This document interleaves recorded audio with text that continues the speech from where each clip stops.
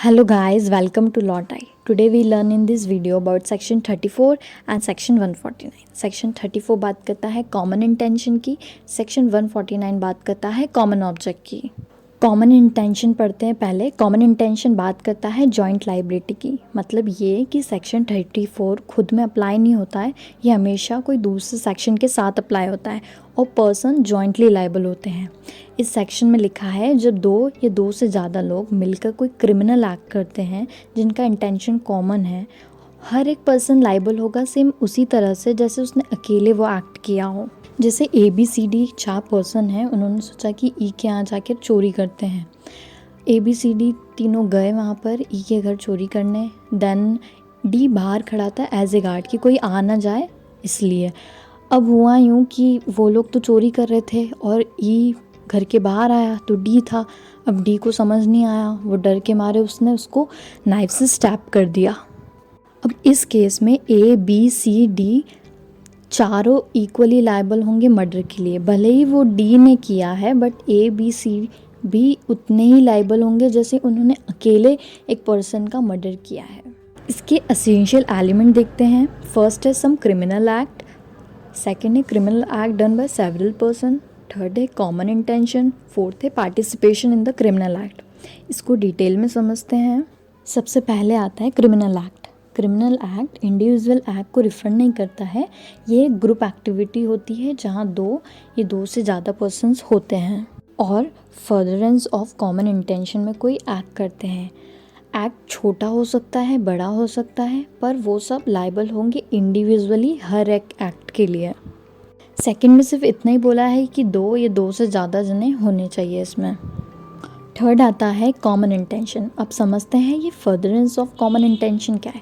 जब दो या दो से ज़्यादा पर्सन कोई कॉमन पर्पस से कॉमन इंटेंशन एग्जीक्यूट करते हैं तो हर एक पर्सन लायबल होगा एक दूसरे के एक्ट्स के लिए।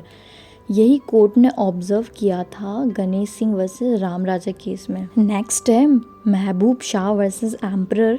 इस केस में कोर्ट ने ऑब्जर्व किया था कॉमन इंटेंशन इम्प्लाई करता है pre arranged plan, previous meeting of mind, उसके साथ लोगों ने मीटिंग की, एक दूसरे से कंसल्टेशन ली और एक ग्रुप फॉर्म किया। नेक्स्ट है इब्रा वर्सेस एम्परर। इस केस में कोर्ट ने ऑब्जर्व किया mains Riya that means guilty mind necessary है किसी भी ऑफेंस को कॉन्स्टिट्यूट करने के लिए। अब बात करते हैं क्या common intention on the spot भी फॉर्म्ड हो सकता है। यस, बिल्कुल हो सकता है। एक केस है Kripal Singh versus state of UP में कोर्ट ने ऑब्जर्व किया कि common intention on the spot भी डेवलप हो सकता है और ये अक्यूज्ड के कंडक्ट से, केस के फैक्ट से और सर्कमस्टांसेस से प्रूफ कर सकते हैं। इसमें लास्ट एलिमेंट है पार्टिसिपेशन। इसमें बोला है अक्यूज्ड की प्रेजेंस होनी चाहिए जहाँ क्राइम हो रहा है वहाँ, या उसने कमीशन में पार्ट लिया हो, और अगर वो आसपास भी है तो भी वो पार्टिसिपेशन ही माना जाए। और पार्टिसिपेशन में ज़रूरी नहीं है कि एक्स पर्सन ने ही करा हो, अगर वो साथ खड़े होकर सपोर्ट भी करता है तो उसे भी पार्टिसिपेशन ही माना जाएगा। एक फेमस केस है बरेंद्र कुमार घोष वर्सेस एम्परर का। इस केस में 4 पर्सन जाते हैं पोस्ट ऑफिस में जहाँ पोस्ट मास्टर पैसे काउंट कर रहा था। अब पैसे मांगने पर पोस्ट मास्टर ने रिफ्यूज़ कर दिया और जो पर्सन थे उनने फायर कर दी। बिना पैसे लिए वो भाग भी गए। फायर में पोस्ट मास्टर की डेथ हो जाती है और बरेंद्र कुमार जी को पुलिस ने पकड़ लिया पिस्तौल के साथ। अक्यूज्ड को 302 विद 34 के साथ चार्ज किया। अकॉर्डिंग टू प्रोसिक्यूशन 3 लोग थे जिन्होंने फायर किया था। Accused Barendra Kumar ji charge denied करते हैं और बोलते हैं मैं सिंपली बाहर वेट कर रहा था, मैंने कोई भी रॉन्गफुल एक्ट कमिट नहीं किया है। ट्रायल कोर्ट ने बोला ये फर्दरेंस ऑफ कॉमन इंटेंशन में एक्ट हुआ है। अगर वो फायर बरेंद्र कुमार जी ने नहीं भी किया है तो भी वो लायबल होंगे मर्डर के लिए। हाई कोर्ट और प्रिवी काउंसिल ने भी इस पर एग्री किया था। अब पढ़ते हैं सेक्शन 149 क्या बोलता है। सेक्शन 149 कॉमन ऑब्जेक्ट को बताता है। सेक्शन 149 में क्या बोला है, अगर कोई भी ऑफेंस अनलॉफुल असेंबली के किसी मेंबर ने किया है और उस असेंबली का ऑब्जेक्ट कॉमन हो, या फिर उस असेंबली को पता है कि क्या होने वाला है और कॉमन ऑब्जेक्ट से अवेयर है, तो उस अनलॉफुल असेंबली का हर एक मेंबर लायबल होगा। अनलॉफुल असेंबली क्या है, कॉमन ऑब्जेक्ट क्या है। देखो सेक्शन 141 में बताया है जब 5 या 5 से ज़्यादा पर्सन ये 5 ऑब्जेक्ट में से कुछ एक्ट करते हैं तो वो लाइबल होंगे। ये 5 ऑब्जेक्ट सामने हैं, आप देख सकते हैं।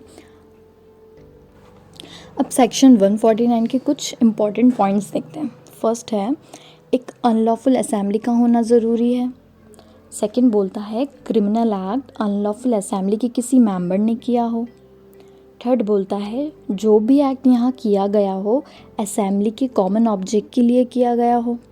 फोर्थ है अनलॉफुल असेंबली के मेंबर अवेयर है कि उनका कॉमन ऑब्जेक्ट क्या है फिर भी वॉलंटरली ज्वाइन किया हो।